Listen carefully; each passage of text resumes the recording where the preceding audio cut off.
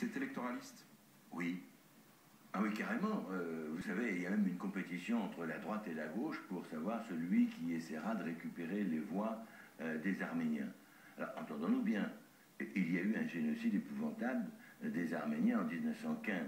Mais est-ce qu'il faut que l'Assemblée nationale fasse des lois mémorielles? C'est-à-dire que se substitue aux historiens pour écrire l'histoire, et ce sera donc l'histoire officielle. Personne n'aura le droit de dévier un iota.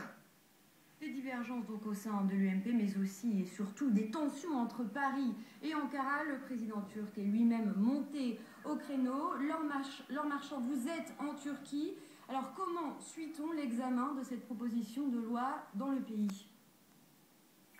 Eh bien, la Turquie a les yeux braqués sur l'Assemblée nationale française. Toutes les chaînes de télé suivent en direct le débat. Les autorités, elles, bien sûr, maintiennent la pression et leurs menaces. Elles ont mis en garde ces derniers jours contre des conséquences irréparables dans les domaines politiques, économiques et culturels. Le Premier ministre Erdogan a lui annoncé qu'il rendrait public des mesures de rétorsion dès que la loi sera votée. Ce qui est certain, c'est que les relations entre les deux pays, qui sont déjà compliquées à cause de l'opposition de Nicolas Sarkozy à l'adhésion de la Turquie à l'Union européenne, vont traverser une nouvelle période difficile.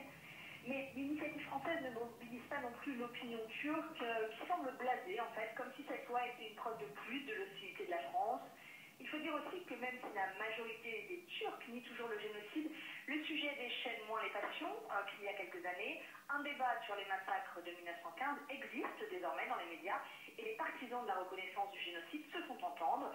Et hier, seule une petite centaine de manifestants étaient rassemblés devant l'ambassade de France à Ankara pour crier sa colère. Merci beaucoup Laure Marchand pour ces précisions en direct donc de Turquie. À la une également.